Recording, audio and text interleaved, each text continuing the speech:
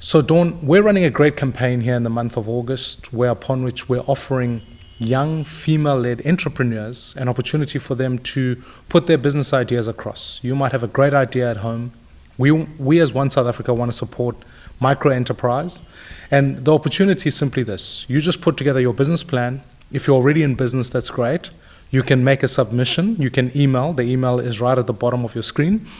And ultimately, once you've done that, we'll be able to take the best business idea, and with the best shark or something similar to Shark Tank, Dawn Nathan-Jones will look at all the proposals. We want to select a few businesses, and the best business we will give investment capital into.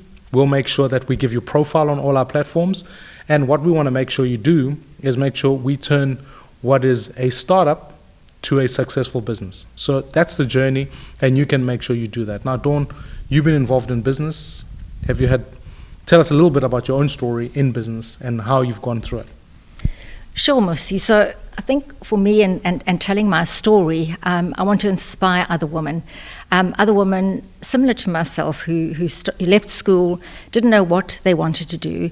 I knew that I wanted to be successful. I wanted to start my business, and I literally flitted from pillar to post, doing various things until I was given an opportunity at the young age of 21 to actually join this car rental business. And, looking at it now, I think to myself how courageous it was. I was 21 years old.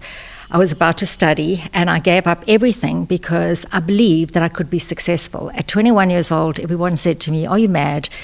You're joining a business that's male-dominated. You don't know anything about it." But, through sheer determination, through grit, through perseverance, I was given 6 keys to 6 motor cars, and while most 21-year-olds are given the key to the front door, I was given keys to 6 motor cars, and I was told to run a business. So the first important thing, I was empowered, and we started the business with 6 cars. There were 3 females, and the more that we were put down and the more people said, "What do females know about business, about a man-dominated industry," the more determined and the more resilient we became. And I eventually ran this business for over 3 decades and built it up from a fleet of 6 motor cars to a fleet of, when I left and stepped down in 2016, to a fleet of 25,000 vehicles. And we diversified the business, gone into so many other aligned businesses. And it was through hard work, it was through making sacrifices, it was through looking at this as an opportunity rather than a job. I was very blessed to have incredible mentors, to have people who believed in me, who trusted me, who really invested and put their faith in me. And really my message to so many women out there, you can do exactly the same. I was very fortunate. I studied much later, but I didn't have anything but a Croxley notepad with a couple of ideas and my purpose and my vision, which I kept, and still to this day, I stick by those values, and my purpose hasn't changed. I felt that I could change the world.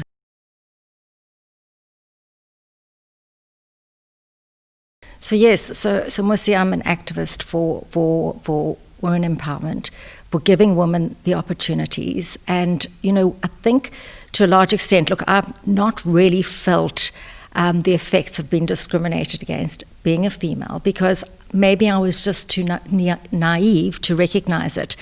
But I think what we've got to do, because our unemployment, female unemployment, is much higher than male unemployment, and we know that in many, many, many families, it's a single woman raising the family.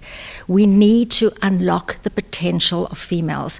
We need to tell females that they're allowed to feel vulnerable, that if they have self-doubt, that's okay. We can overcome that. So my role really as an activist for women and woman empowerment is to say to women, you know what, your vulnerability is your biggest strength. Use it. Women are very in touch with their emotions. Women's EQ is much higher than a male EQ. Their IQ is also very high too. But I think use the qualities that we're given, and I'm not saying males don't have those qualities, but things like intuition. a female intuition is something that really assists us so much in business. I'll go around the room and listen to some of the women, and they'll say, we're not quite sure that person we can trust, and invariably a woman, it comes from their gut. So use that. Use the strength of being softer. It doesn't mean if you're softer and you're more in touch with your emotions, you're weaker. Not at all. Find your voice. Find what it is that you believe in. Find your purpose. I think a lot of women don't want to voice their opinions because they're nervous of consequences. They're nervous of being bullied or people are laughing at them.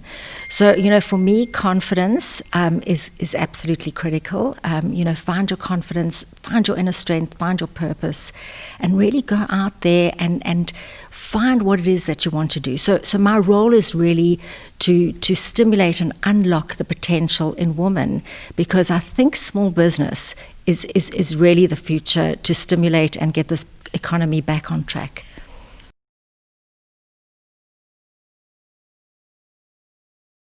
So, having known Musi, and when he spoke to me a couple of months ago about One South Africa, it really appealed to me to bring about change, and change is really what we need. But doing this through society, doing this through normal civilians, giving them the right to be able to decide on their own leader, whether it be on a local or government level, giving people their say, listening to civilians, listening to society, listening to the problems. I think COVID has exacerbated many issues that we're seeing now. Gender-based violence, all of these issues that were there, but these cracks have been opened wide, and I do believe that these are the issues that resonate with me. Education, and that is the one thing that I believe that we need to do, is educate, and also change the way we educate people. We run a lot of programs for the youth in terms of teaching people how to be entrepreneurs, how to start a business. Find your passion and make that your business. Unlock things that are so, but it's not only passion that will make you a successful business person. Anything that you really enjoy doing, find a way to make this a sustainable business for yourself, whether it's planting seedlings to create sustainable food for your community. No matter what it is, beadwork, there's just so many things. So my role is very much working with One South Africa to look at developing those skills and looking for potential in women to actually create opportunities, to create employment, to help alleviate some of the employment crisis that we have. And I think we are far away from seeing the real depth of what is going to happen in the future in terms of our unemployment rate. And I really do believe females can and play a huge role in employing other people. I think if every woman entrepreneur can employ a person or preserve a job through this time of crisis, I really do think we'll go a long way in alleviating the unemployment crisis that we have in this country.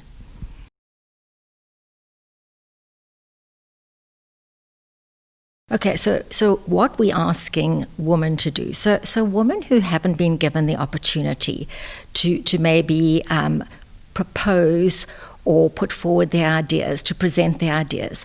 Present your ideas to us. Come up with creative ideas, whether it's in your community, looking at recycling, whether it's an idea of making something, manufacturing. We're looking for the most creative, innovative idea that is sustainable, and turn that into a business. So we're asking young women to go out and think about an idea, to actually propose your idea to us. We will go through a process of going through every single one of these proposals and presentations, very similar to like a Shark Tank. I was one of the judges on Shark Tank, and I'm very passionate about this. I'm incredibly passionate about finding solutions to problems and turning that into a business opportunity. We want to hear from you, and we want to reward you. So we want to find one exceptionally good idea, and we want to invest in that person.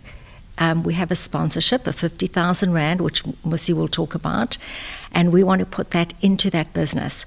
But not only that, not only the 50,000, because very often it's not so much the money, but we want to pair you with a mentor, and I think that's really important. If we can give you a mentor to work with you for 3 months, to connect you to the right people, to look at your strategy and help maybe just tweak it a little bit, or tell you if you're on the right or the wrong road.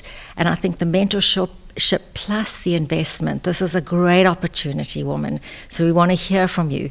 We want you to send your proposals in, and we want to go through them, and we really do want to find, I'm sure there are going to be many great ideas, and we hope that those ideas will end up in businesses.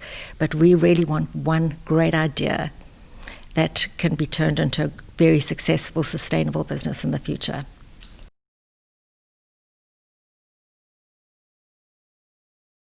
So I think as women, and I've got a quote here that I actually want to talk about, and I spoke a little bit about, being vulnerable, and we are sometimes as female, we feel vulnerable for all sorts of different reasons. We don't think that we're as good as our male counterparts.